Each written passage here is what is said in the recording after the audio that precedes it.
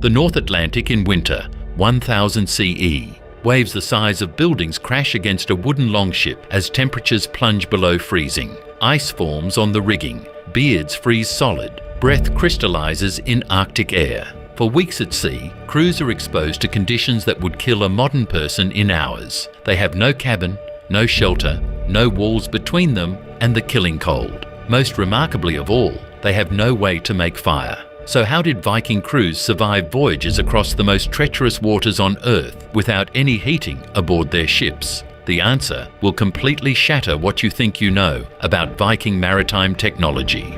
Excavations from 8 major ship sites reveal a shocking truth. Vikings never heated their ships. Not with braziers, not with hearths, not with any fire at all. This wasn't primitive ignorance. It was calculated engineering that prioritized safety over comfort, using strategies so effective they enabled the conquest of nations and the discovery of continents. The story begins with a fundamental maritime reality that Hollywood gets completely wrong.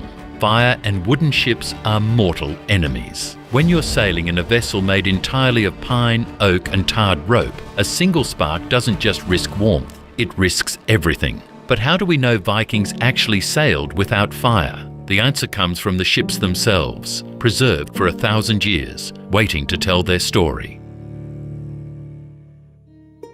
The most complete evidence emerges from Roskilde Fjord, where the famous Skuldelev ships lay hidden for nearly a millennium. These 5 Viking vessels, warships, cargo nars, and fishing boats dating from 1000 to 1070 CE were exhaustively excavated by the Viking Ship Museum. Teams recovered water barrels, tool chests, ballast stones, even traces of preserved food. But here's what made researchers double-check their findings. Across all 5 vessels, representing different ship types and functions, not a single heating device. No brazier, no hearth, nothing.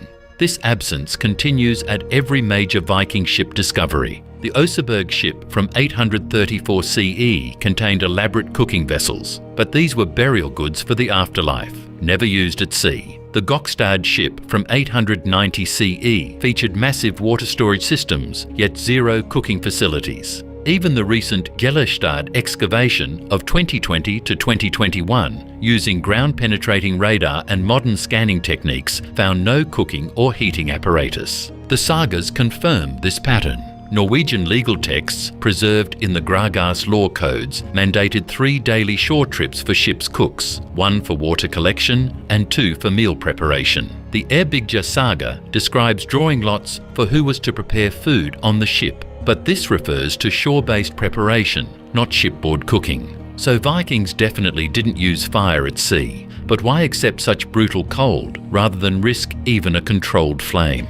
The answer lies in the terrifying reality of wooden ship fires. Viking vessels used clinker-built construction, overlapping planks sealed with tar, gaps stuffed with animal hair and wool, rigging waterproofed with pine pitch. The sail itself, densely woven wool treated with animal fat for water resistance, was essentially a massive torch waiting for ignition. But the real danger was the completely open design. Unlike later vessels with enclosed decks, Viking ships were enormous open boats. No bulkheads, no fire breaks, no way to contain a blaze. Maritime archaeology studies indicate a fire in such conditions could consume an entire vessel in under 4 minutes. Ship construction made onboard fires extremely dangerous. Every surface contained highly flammable materials. Physical remains from all major excavations shows no fire-resistant installations, metal hearths, or protective systems that would enable safe shipboard heating. For Vikings, fire meant certain destruction. If Vikings couldn't use fire, trapped on frozen seas for weeks without heat,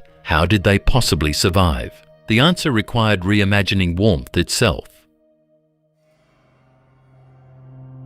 Archaeological textile evidence from sites like Herjolfsnes in Greenland reveals sophisticated layered clothing systems that could retain warmth even when wet, a critical advantage over many modern materials. Vikings developed different wool grades for different functions: wind resistance, insulation, and moisture management. The most remarkable discovery comes from preserved clothing finds and saga descriptions. Vikings practiced daily sleeve modifications for maximum heat retention. According to the Laxdæla saga, women crew members would use bone needles and wax thread to seal men's sleeves tight at the wrists each morning. Not tied, not buttoned, sewn shut. This created an airtight seal preventing heat loss. Before combat or landing, warriors would cut themselves free with their sayax knives. This daily ritual was part of revolutionary textile technology. Greenlandic burial sites show specialised winter garments, sealskin outer layers for maritime crews, fur-lined clothing from wolf and bear pelts, and evidence of this sleeve modification practice in preserved garments. The layering system was sophisticated beyond modern understanding. Each layer worked together to create what researchers call a portable microclimate. But even this advanced clothing couldn't preserve body heat during the long hours of sleep. That's when Vikings deployed their most ingenious innovation. Forget Hollywood's image of Vikings wrapped in individual furs. The reality was far more intimate and effective.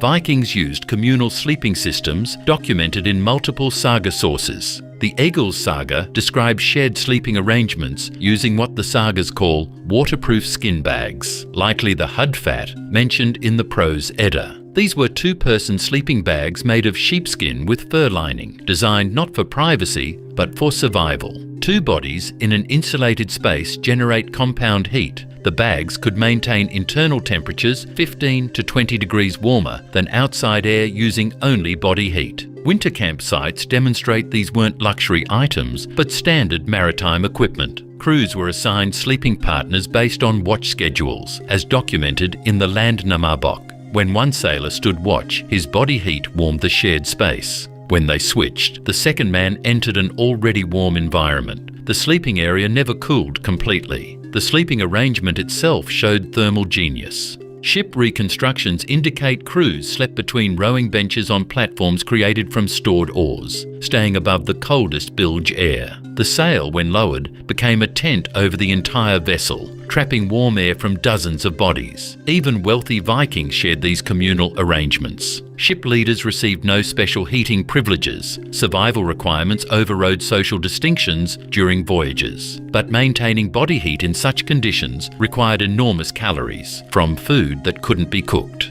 Vikings consumed preserved foods specifically designed for cold consumption, as documented across trading post excavations. Sites in Hedeby revealed the preparation techniques: dried fish that remained edible for months, ship's biscuits, knakbrød that wouldn't spoil in salt spray, and cold porridge systems prepared before departure. The porridge system, described in the Icelandinger saga, was particularly ingenious. Cooks would prepare massive quantities with added butter and salt for preservation. This mixture would congeal into a nutrient-dense paste that could be eaten directly or mixed with cold water. These provisions supplied the 2,000 to 3,000 calories per day, essential for cold weather survival. York site excavations show the scale of this provisioning. Massive stores of dried fish, hardtack biscuits, and fermented dairy products designed for extended voyages without cooking. But where did Vikings develop such sophisticated systems? The answer comes from their extensive infrastructure on land. Vikings weren't actually at sea continuously. Recent coastal surveys have uncovered extensive harbour networks for regular shore stops. Over 200 documented sites from Norway to Newfoundland, documented by the Viking Ship Museum's Coastal Archaeology Project. The scale of these operations only became clear with modern excavations. Research at Torksey, England, by the Universities of Sheffield and York, 2009 to 2017, revealed what these bases actually were. A winter camp spanning 55 plus hectares with proper hearth systems, workshops and family accommodations. These heating stations supported entire fleet operations through proper warming and food preparation impossible at sea. On land, Vikings possessed complex cooking technology that archaeological evidence shows never transferred to ships. These digs uncover riveted iron pots with integrated tripod systems, specialised suspension chains for hearth cooking, and soapstone vessels with superior thermal properties. These systems functioned exclusively during beached operations. Viking longhouse designs from sites like Borg in the Lofoten Islands demonstrate advanced understanding of airflow patterns, smoke evacuation evacuation, and efficient central hearth placement. Yet these innovations never appeared in shipboard applications due to fundamental safety constraints. Vikings possessed the technology for shipboard heating. They deliberately chose not to use it. But why choose calculated discomfort when other cultures found heating solutions? While Vikings sailed without fire, Mediterranean cultures had developed onboard cooking systems by 600 CE. Roman naval archaeology reveals ships with bronze braziers and specialised charcoal stoves. Byzantine vessels included dedicated galley areas with chimney systems and proper ventilation, all documented through underwater excavations in the Mediterranean. Vikings weren't unique among Northern Europeans in avoiding shipboard fires. Anglo-Saxon and Frisian maritime archaeology, studied extensively by researchers at Cambridge and Groningen universities, shows nearly identical patterns. No shipboard heating systems, reliance on cold provisions, and shore-based cooking strategies. But Mediterranean innovations didn't transfer northward due to different construction methods and climate priorities. Vikings made a calculated trade-off. Eliminating heating equipment saved cargo capacity and achieved superior speed, critical advantages for both raids and hasty escapes. Could modern sailors survive the same conditions using authentic Viking methods? Modern experimental archaeology confirms Viking techniques work. The 2007 Sea Stallion voyage from Roskilde to Dublin using an authentic Skuld reconstruction proved that properly equipped crews using historical methods can survive extended cold water sailing without any heating systems. The expedition, documented by the Viking Ship Museum, demonstrated that shared sleeping arrangements, communal clothing maintenance, and coordinated watch rotations were absolutely critical for cold weather survival. The combination of appropriate wool clothing, social warming techniques, and weather management kept crew core body temperatures in safe ranges even during North Sea crossings in challenging conditions. But the physical systems required psychological support strategies that proved equally important for survival. Evidence from over 50 Viking camps contain more than 300 gaming pieces, dice, board games, and carved entertainment items. According to researchers at the Museum of Cultural History in Oslo, crews invested significant time in social activities during harsh conditions. These weren't mere entertainment, but deliberate psychological strategies that complemented physical warming techniques. Gaming, storytelling, and organised competition helped crews endure discomfort by maintaining morale.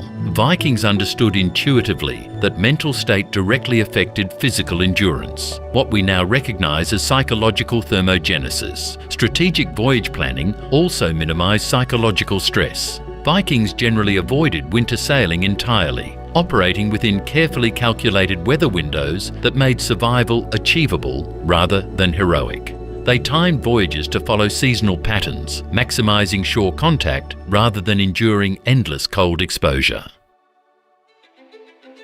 The Vikings conquered the North Atlantic not despite their lack of shipboard heating, but because of their decision to reject it entirely. Archaeological evidence from 8 major excavations definitively establishes that Vikings did not heat their ships during voyages. This wasn't technological limitation, but calculated safety engineering. Vikings prioritised vessel integrity and crew survival over onboard comfort. Their remarkable success stemmed from sophisticated non-heating strategies, advanced wool technology that functioned when wet, ingenious social warming systems using shared body heat, strategic voyage planning with extensive shore-based infrastructure, and comprehensive provisioning systems designed for cold consumption.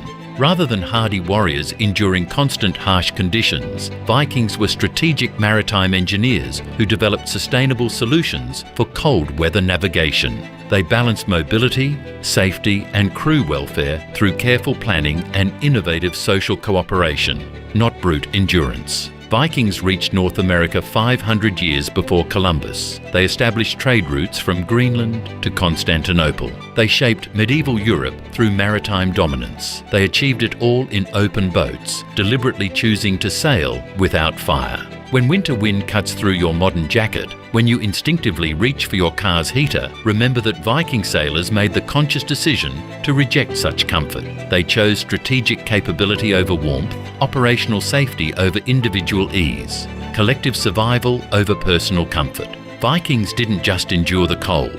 They systematically transformed their entire approach to survive and thrive within it. They restructured their social systems around it. They reimagined what was possible within its constraints. In the end, Vikings didn't need to heat their ships because they had learned something far more powerful: how to heat themselves through cooperation, planning, and sheer strategic brilliance. And in that transformation, from comfort-dependent land dwellers to cold-adapted maritime warriors, they became unstoppable.